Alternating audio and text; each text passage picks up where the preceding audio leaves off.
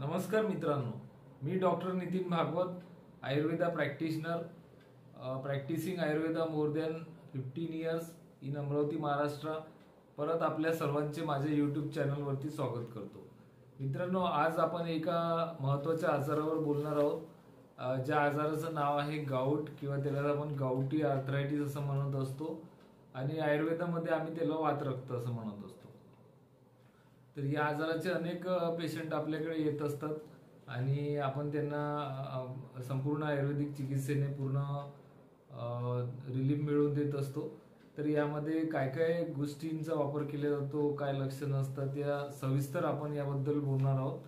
तर चला मित्रांनो, आजचा व्हिडिओ आपण स्टार्ट करूया. तर याला मित्रांनो काय कारण असतात किंवा कॉजेस काय असतात, तर आयुर्वेदामध्ये सांगितल्याप्रमाणे सर्व आजार हे मिथ्य आहार विहार म्हणजे चुकीचे आहार विहार, चुकीचे पदार्थ खाल्ल्याने किंवा चुकीची विहार गोष्टी केल्याने हा आजार होत असतो. चुकीचे म्हणजे काय, तर त्यामध्ये शिळे पदार्थ आले, विदाई पदार्थ आले, हेवी पदार्थ असतात खूप पचायला, त्यानंतर तेलकट पदार्थ आहे, तिखट पदार्थ असतात. असे जे पदार्थ असतात त्यांना आपण या कॅटेगरीमध्ये ठेवू शकतो. परत यामध्ये असं म्हटलंय की प्युरिन रिच फूड म्हणजे ज्यामध्ये प्युरिन हा घटक असतो किंवा खूप हाय प्रोटीन रिच जे फूड असतात, चिकन, मशरूम, स्वीट ब्रेड पण यामध्ये आहे, अल्कोहोल पण आहे. तर या गोष्टीचा पण एक्सेसिव्ह इंटेक झाल्यामुळे हा आजार होतो असं म्हटलं जातं. प्लस विहारमध्ये आयुर्वेदामध्ये यामध्ये काही कारण काही गोष्टी असं सांगितलेल्या आहे की जेवणानंतर लगेच काही लोक व्यायाम करतात. आता व्यायाम जरी नाही केला तरी बऱ्याच लोकांना फिरायची सवय असते, तो पण एक प्रकारचा व्यायामच आहे. आणि आता आयुर्वेद तर 5000 वर्षाच्या आधीच आहे. त्यांनी असं म्हटलंय की जेवण केल्यानंतर लगेच रथावर सवारी करणे किंवा मग घोड्यावरती सवारी करणे, म्हणजे ज्यामध्ये आपले पाय असे खाली लटकून राहतात आणि आपण कुठेतरी फिरायला जातो किंवा प्रवास करतो. हे कारण याच्यामध्ये महत्वाचं सांगितलंय. तर आपण याला आजच्या काळामध्ये ज्या आपल्या बाईक्स वगैरे असतात, स्कूटर वगैरे असतात, त्याच्याशी आपण याला कोरिलेट करू शकतो. मग आता याचं निदान कसं करतात किंवा याचे व्हायटल डायग्नोस्टिक पॉइंट्स कसे असतात, तर एक तर सिव्हिअर पेन असतो, एकापेक्षा जास्त जॉईंटमध्ये सिव्हिअर पेन असतो आणि रात्रीच्या वेळेला ते पेन जास्ती वाढत असतं. प्लस याची जे स्टार्टिंग असते या पेनची ते स्मॉल जॉईंट पासून होत असते.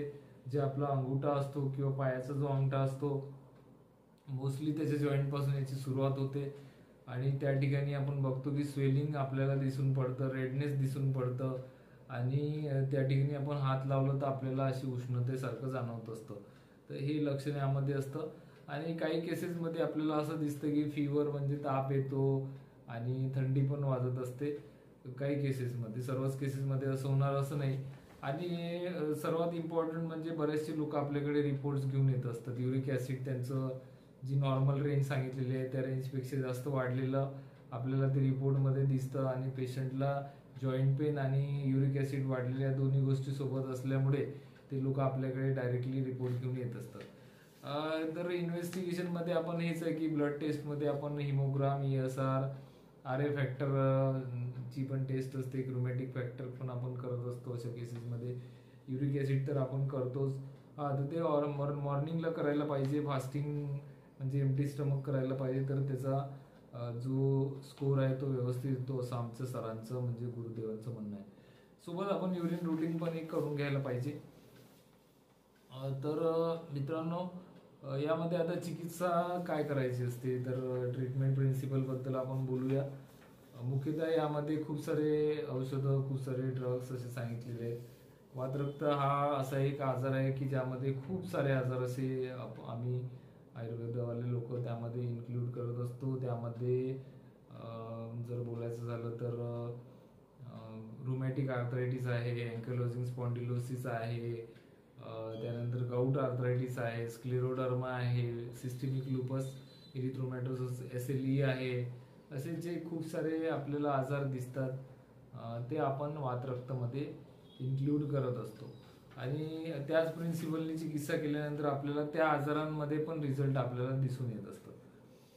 तर यामध्ये सर्वप्रथम आपण कडू रसांचा वापर करत असतो, तिक्त रसांचा प्रयोग करत असतो. म्हणजे कडू रसाचे जे औषधं असतात, फॉर एक्झाम्पल गुळवेल, मी तुम्हाला एक औषध सांगेन की यामध्ये खूप चांगला त्याचा उपयोग आहे आणि सर्वांनी तो करून बघण्यासारखा आहे. तर गुळवेल तिक्त रसात्मक आहे, कडू रसात्मक आहे, हे सर्वांना माहीत आहे. घेतल्यानंतर आपल्याला लगेच टेस्ट त्याची जाणवत असतं. मग त्यानंतर भुनिंब आहे, गुळवेल तर मी तुम्हाला सांगितलंच आहे. आणि शेवटी जेव्हा आपण हा आजार आपल्या आटोक्यात येतो, मग आपण यामध्ये मधुर रस यूज करावा असे आमचे Gurudev doctor L Mahadevan sir तामिळनाडूचे सांगत असतात. त्याप्रमाणे आपण त्यांचंच प्रोटोकॉल आपण फॉलो करत असतो. यामध्ये मग परत क्षीर कषायम पण सांगितलेले वापरायला. जसं आपण औषधी जे असतात ते दूध आणि पाण्यामध्ये बॉईल करून त्या प्यायला सांगत असतो. त्यामध्ये मुख्यतः गुडुचीचाच वापर जास्ती केला जातो. मग यामध्ये स्निग्ध विरेचन पण द्यायला सांगितलेलं आहे. निंबामृतादी एरंड तेल, म्हणजे एरंड तेलालाच निंब आणि गुळवेल, अमृत म्हणजे गुळवेलमध्ये बॉईल करून त्या तेलाला सिद्ध केलं जातं आणि हे तेल केरळचे लोक खूप जास्ती प्रमाणात, साऊथचे लोक वापरतात. आपण पण याचा खूप जास्ती वापर केलेला आहे आणि याचे अनुभव आपण घेतलेला आहे. तर या लोकांमध्ये आपण हे 8 दिवसातून एकदा घ्यायला सांगतो. खूप जास्ती सिव्हिअर पेन असेल तर 2-3 दिवसातून एकदा पण आपण हे घ्यायला सांगत असतो. सकाळी 9-9:15 दरम्यान 20 ml सकाळी दुधामध्ये हे घेतल्यानंतर 2 ते 3 वेळा मोशनला, म्हणजे चांगला पोट साफ होतं आणि सगळे टॉक्सिन्स आणि सगळे दोष जे असतात ते निघून जात असतात. मग यामध्ये क्षीर बस्ती पण खूप चांगला इफेक्टिव्ह असतो. त्यामध्ये क्षीर बस्तीबद्दल या वात्रक्त अध्याय अष्टांग हृदयमध्ये आलेला आहे. त्यामध्ये एक खूप सुंदर श्लोक आलेला आहे की नाही बस्ती समम किंचित वात्रक्त चिकित्सितम. म्हणजे बस्तीसारखी अशी कुठली चिकित्सा नाही आहे वात्रक्तासाठी. तर हे फार श्लोक आयुर्वेदाच्या लोकांमध्ये प्रसिद्ध आहे आणि आम्ही याचा अनुभव घेतलेला आहे. तर बस्तीसारखी आयुर्वेदामध्ये या आजारासाठी कुठली चिकित्सा नाही असं आचार्यांचं म्हणणं आहे. त्यामध्ये क्षीर बस्ती म्हणजे दूध, औषधी आणि त्यामध्ये अशुद्ध तूप टाकून आम्ही ते गुद मार्गाद्वारे दिलं जातं. तर यांनी हे दिल्यानंतर हा आजार खूप जास्ती प्रमाणात कंट्रोल होतो, पेन पण कमी होतं आणि मुळापासूनच हा आजार कमी व्हायला सुरुवात होतं. आपण बघतो की सर्व आजारांचं मूळ हे आपल्या पोटामध्येच आहे. आपण जरी आपल्याला दिसत असेल की स्वेलिंग अंगठ्याच्या ठिकाणी आहे, इथे आहे किंवा टोंगळ्याच्या ठिकाणी आहे, पण आयुर्वेद हे सगळं आजारांचं मूळ जे आहे ते पोटामध्येच आहे किंवा मंदाग्नीमध्येच आहे असं मानत असतो. त्यामुळे बस्ती दिल्यानंतर या आजारामध्ये खूप चांगला उपशय आपल्याला दिसून येतो.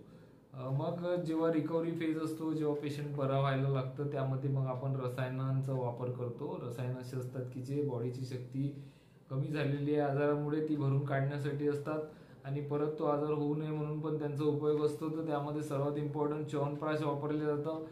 क्षीरबला तेल आम्ही पोटात घ्यायला देतो, ते पण रसायन कार्य करत असतं. काही महत्त्वाच्या मेडिसिनचे मी तुम्हाला नावं सांगतो. कोकिलाक्षम कषायम आम्ही वापरतो, अमृतोत्तरम कषायम वापरतो, रासना इरंडादी कषायम वापरतो. कैशर गुग्गुल आपल्या सर्वांच्या ओळखीचं असेल.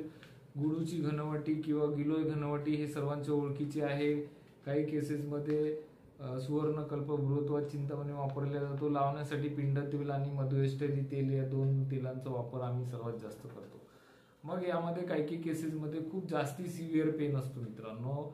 स्वेलिंग असतं आणि त्या ठिकाणी रेडनेस असतं आणि पेशंटला खूप जास्ती सिव्हिअर पेन असतं.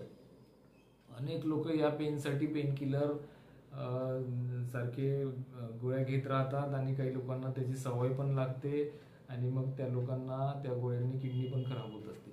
तर आपण यामध्ये इन्स्टंट पेन मॅनेजमेंटसाठी दशमूल क्षीरधारा ही ग्रंथोक्त एक चिकित्सा आहे, ती करत असतो. त्यामध्ये दशमूल नावाचं जे वनस्पती आहे त्याची भरड वापरलं जातं, दूध वापरलं जातं, पाणी, त्यामध्ये ते शिजवून त्याचा काढा तयार करून त्या काढ्याने जेव्हा आपण ही जॉईंट शेकत असतो, त्याला धारा करत असतो, म्हणजे स्प्रिंकल करत असतो ते पाणी काढा, तर त्यांनी ते पेन जे आहे ते इन्स्टंट कमी होत असतं. असं आमच्या खूप साऱ्या पेशंटचा अनुभव आहे आणि ज्यांना आम्ही घरी करायला देतो ते पण आम्हाला सांगतात.